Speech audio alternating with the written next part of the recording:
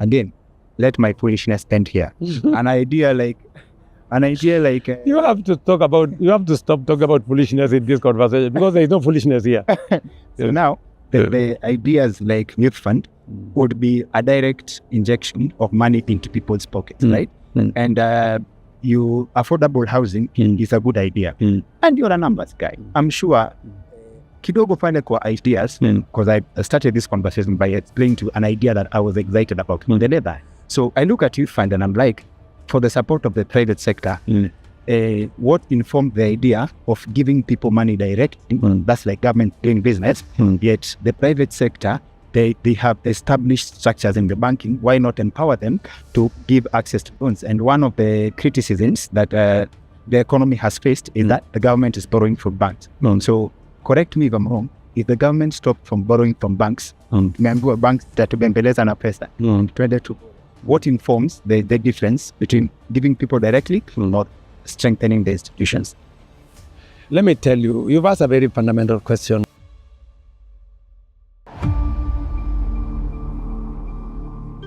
Hey wadau, our platform has always been about understanding, actually mainly about understanding how money works, the systems, economics and stuff. So we've talked to business people, we've talked to upcoming businessmen, we've talked to entrepreneurs. If you've been following our content, you know. So there's a question that has been lingering. If we got an opportunity to have a conversation with the gentleman in charge of this country's resources, when you decide policy at the top of policy making decisions and stuff, what questions would we ask? I've reached out to my friend Robert Mwangi, the author of 4 books, Dollar Altar, Money Circles, 5 Fingers, and as in 4 legit books, nikamuliza, and President's Advisor, to ask him if he met the president, what would he ask? But they kama uko na nafasi, grab a copy of any of those books, it'll blow your mind. But kwa question, we mulled over these questions with my friend, Senior Counsel Otieno Mokaya Nifaya Bin Fire. Senior Counsel, yes. If we got to meet the president, what questions can't I ask? What questions can't you ask the president? Everybody who knows what to ask the president, but nobody knows what questions not to ask. Okay. But right there is what you get. If you know what not to ask, then you know what to ask. When you meet somebody in power, the first instinct is to ask him what he wants to hear, to lead him to what he wants to talk about. The question not to ask the president is actually the question to ask the president. Wadau, you know our platform. Approach with an open mind when we get an opportunity to have a conversation, vile nimesema, with the gentleman in charge of the country's resources, top on the seat ya policy making decisions. Tukiuliza, do we take it? Do we not take it? Here's our conversation with the President of the Republic of Kenya, His Excellency President William Ruto. My name is Dr. Kingori. I want to break down a concept, cow skin, as a low-hanging fruit.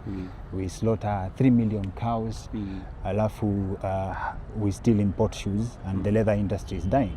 And I was excited because, why don't we start with that as a Kenyan? And to quote a friend of mine, maybe this is where my foolishness ends, when I get the counter. Why wouldn't we start with that as a country in terms of ideas to be given a priority in the country? I love that idea. And I was like, this looks to me, as a simple-minded man, like the ideas that would put money in people's pockets directly. Yes. Great. You know, Dr. Kingori, this is, what you have asked is very significant. We have, as I have said before, 3 million, we slaughter 3 million heads of livestock every year. Yes. We have the whole hides and skin space. What has been lacking is 3 things. Number one is the whole space around how do you process the skin. Yeah? So we have invested and completed now what we call Kenania Leather Park. That is where most of the facilities that will be common used by many people for purposes of tanning, you know, making, creating wet blue and all the other things from the whole textile space. That's number one. And we're not only doing that there, we're also doing something in Narok. So it's a heavy investment. So the challenge we have is that because it's a heavy investment, not many ordinary people or businesses can invest. So we decided to invest as government. We've put in there close to 2 billion shillings to unlock the whole space. That's number one. Number two, it is also important for us to have common user facilities. If you have gone to Karioko, where people make shoes, there is machinery there. But that machinery was bought by government because that machinery is not available to local people to do it. Now we have licensed 5 companies. And I can tell you today, the boots for the police, the boots for the military, the boots for NYS, the boot for most of our security agencies, they are now made in Kenya, as opposed to we used to import them from China. Why? Because we have also changed the policy that you cannot continue to import what can be manufactured in Kenya. So there are now 5 companies in Kenya that can produce shoes locally. And does the farmer also get to feel like how do you translate to the person who slaughters their cow to have somewhere to take the skin? Precisely. So what we are doing is once you have an off-taker, because the problem was you have hides and skin. There is nowhere for them to be processed. There is nobody, even if you process, there is nobody to buy because there was no market for it. So we went backwards. You heard me say that we are going to put tariffs on furniture, on cement, on steel, on leather that we continue to import when we can actually manufacture locally. So to tell you now, we are producing most of our cement here. In fact, almost 90% of our cement here. We are producing most of the steel here. And because of the pipeline we have now created, we have more companies now that are expanding to do the processing of skin. There is still quite a bit of skin that is lost to other markets. There are still some people in West Africa that are buying skin to go and eat. There is still some people who are smuggling skin as wet blue to go and sell as non-processed. But we are closing in the gap on those people. So I am very confident, and it is my belief that now that we have close to 5 companies that are properly invested in manufacturing shoes in Kenya, we have moved from manufacturing about 5 million pairs. We are now at 11 million pairs in the last 3 years. That's nice. We are now at 11 million shares. My target is that we should produce 20 million pairs every year. And progressively, we should stop importing. You are a numbers guy. Yes. Thank you for saying that. So 20 million looks like success rate. In my simple-mindedness, like, have you done the... Are you sure you are simple-minded? Yes. I doubt. You wouldn't be asking the questions you are asking. But when you do 20 million pairs, right, this goes into the mathematics that goes into the economic impact of a project.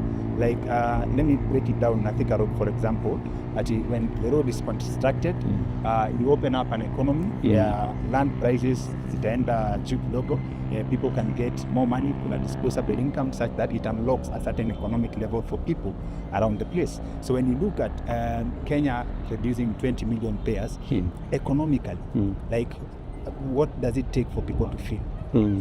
No, but you see, my friend, the money we have been spending to buy shoes from all over the place, that money is now in Kenya. You are not now buying shoes that came, and the number of people being hired in Kenya is now growing. You will soon be at 20,000, people hired to make shoes in Kenya. What we have also done is to connect these people manufacturing shoes to colleges, so that we also train more people in the art, of making shoes. The one instruction I have given is that any money we spend to buy shoes for our security agencies, they must be made in Kenya. Initially, they came back to me and told me, oh, Mr. President, you see, the shoes are not, the water seeps in, they have not made it nice. I told them, I called those people and I told them, give me the shoe you want made. I will give it to these people to go and make it. And believe you me, they made the right shoe. Whatever they wanted, they got it in Kenya. So that is how we slowly are turning our country manufacturing. It is also the reason, my brother, we have 47 county aggregation and industrial parks. These county these county aggregation and industrial parks are now going to be epicenters. What you have in Karioko, that facility you have in Karioko, where people are making shoes using a machine bought by government, we are going to replicate that in every county, so that leather that is collected in that county doesn't have to be transported to Nairobi. You know, we can begin to get young people in this county aggregation and industrial park. I was, for example, in Busia. The one in Busia is almost complete. The one in Sagana here, if you ask Ann Waiguru, the one for Sagana, there are already two investors there beginning to use the county aggregation industrial park to process products that are manufactured, that are whose raw material are around Kirinyaga County. That is how we are going to industrialize. You know, that's how we are going to create value out of everything that we have. That's how we stop exporting raw materials.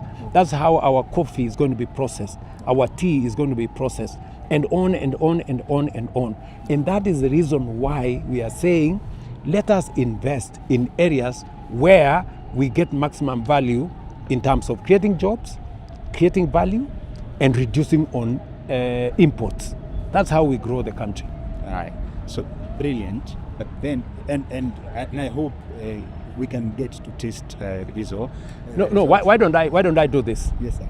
So that to make it easier for you. Yes. I want you to sample. Yes. I will give you the contacts for 5 companies, yes, that are manufacturing shoes in Kenya. Yes, go talk to them. Go ask them. How many shoes were you manufacturing 3 years ago? How many are you manufacturing today? How many, which shoes are you selling to who? Why do you want to listen? Why do you want to take it from me? Go talk to them. I respect the idea of starting with the disciplined forces, because that's already a ready market. Because in my mind, I would be like... Because that's a market that is in my control. Yes. Now, for you who want to go and buy... by the way, this shoe you are wearing is very expensive, eh? No, it's not. I know it. I know this shoe is... But you see, this shoe you are wearing can be made here in Kenya.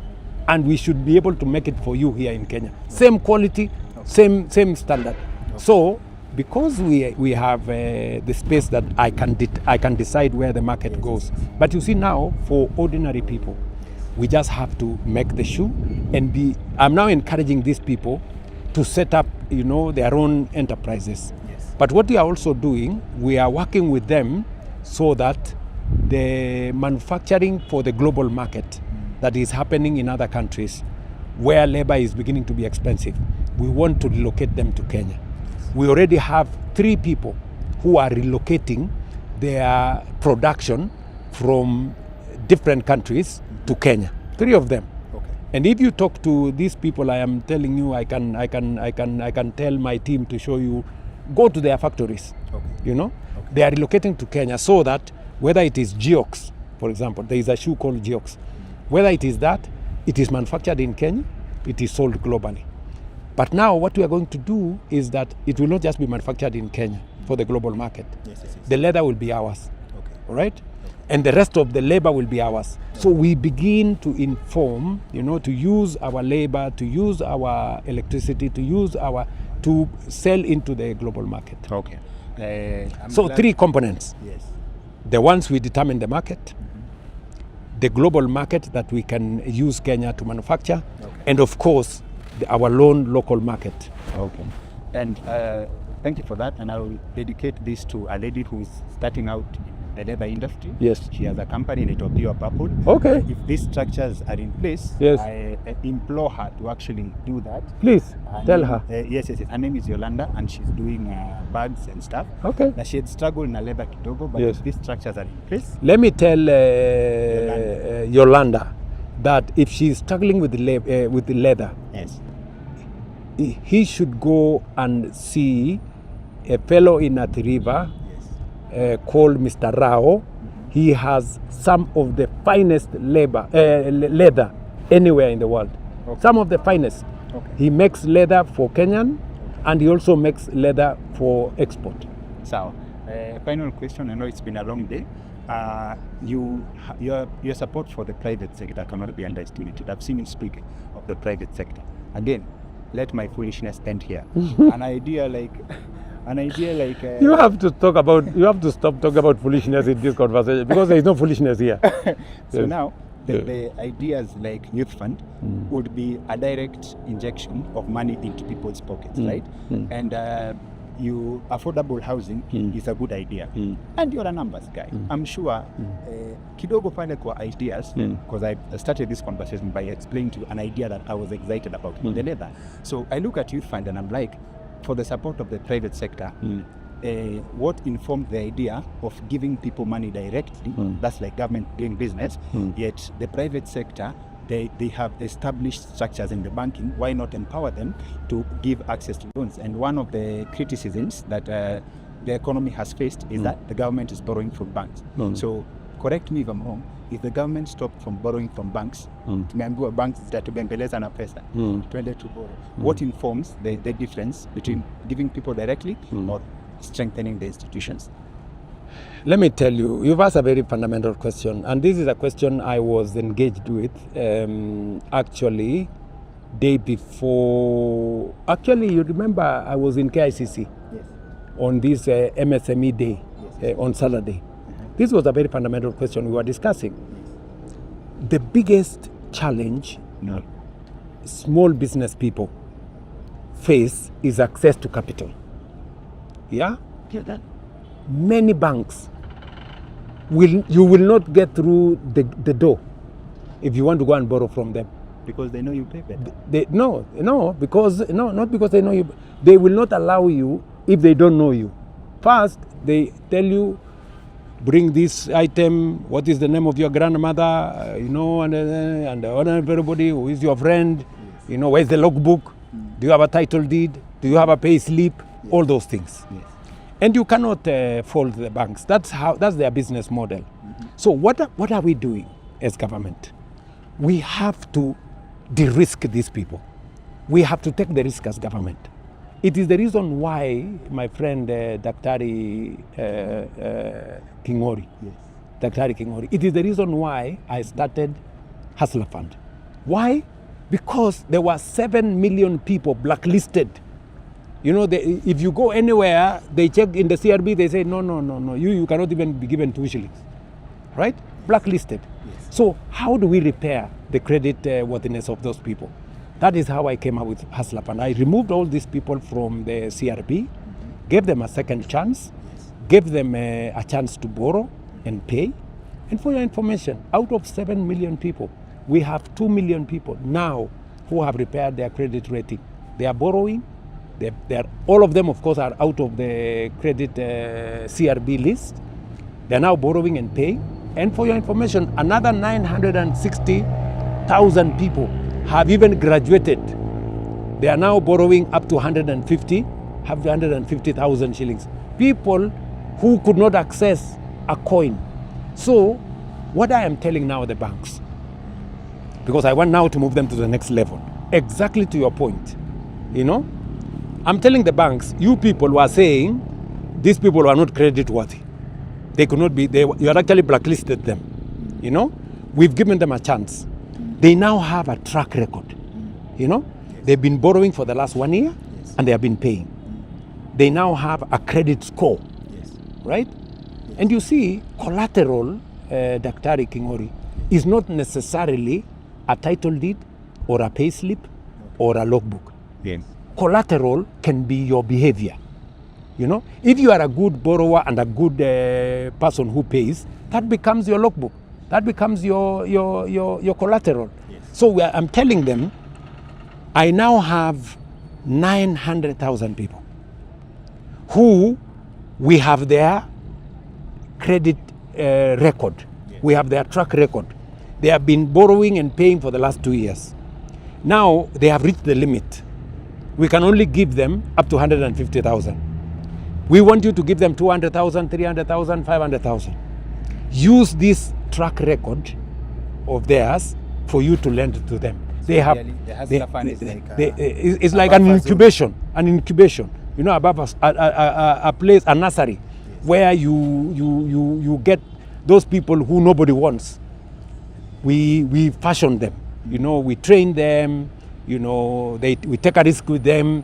But when they have grown, when their credit worthiness has grown, then they can go to the banks. And what do you say to the economist who argues that if the government, as we wind up, the economist who says that the government will just reduce what they are borrowing from the banks, so the banks can be stranded with the money. But you see, that is a very unintelligent, you know, argument, because the banks exist to lend. You know, we don't lend because we want to. We don't borrow because we want to borrow.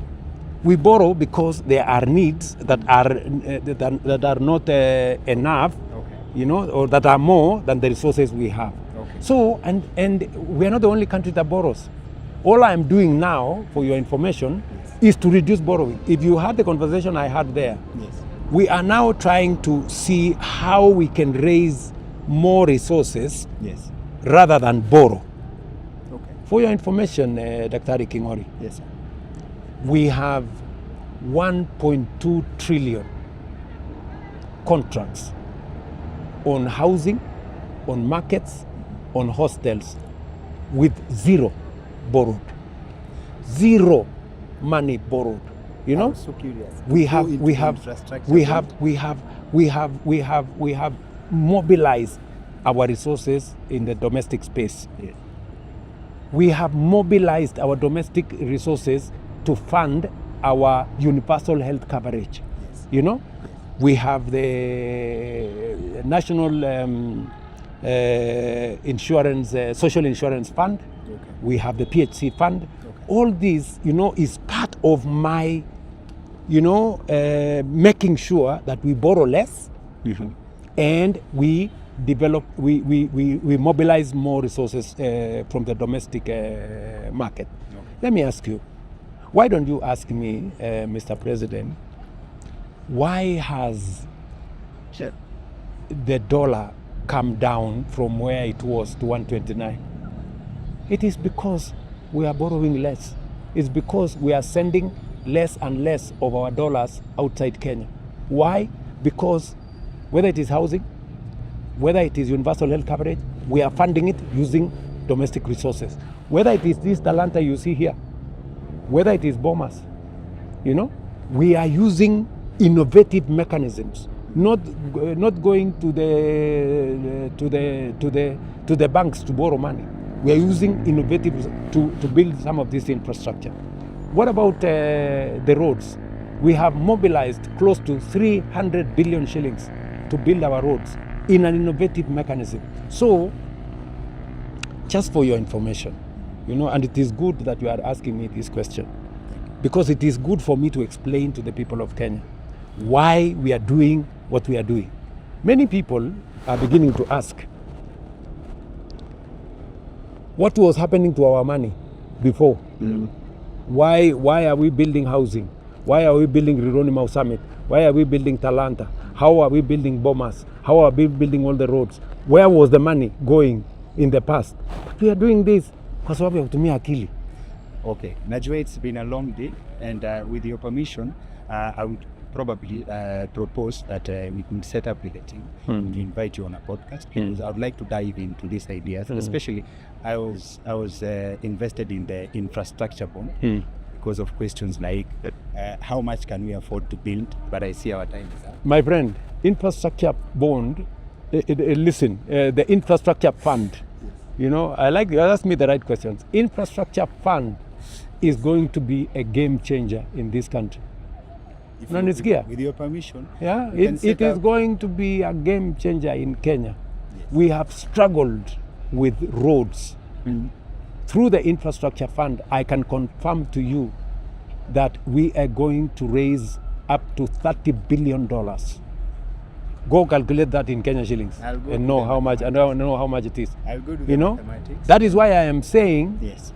in the next 70 years, God willing, with the systems that I have set in place, we should be able to build 28,000 new kilometers of tarmac in Kenya. We've built 20,000 for the last 60 years. We can build another 28,000 in the next 7 years. That is how transformative it is. That is how transformative when you use your mind and you apply your mind to it. That is how we are going to do more energy generation. We are going to do more in the space of water harvesting, water storage, and the whole irrigation space, so that we grow more food and we export more. But that's a conversation for another day. I'll be very happy to have a conversation with you on that, So I can reach out to so the that team. I can Okay? explain to the people of Kenya. Unajua kuna watu wako na propaganda mingi, story mingi, and they have no ideas on how to take Kenya forward. Okay, problem. I'll if you give us that permission. Okay, reach Daktari. out to the team. Thank you. Asante sana for your time. Yes, And asante. I'm looking forward. Okay, Asante sana. okay, Daktari. Thank you, sir. Yes, very good.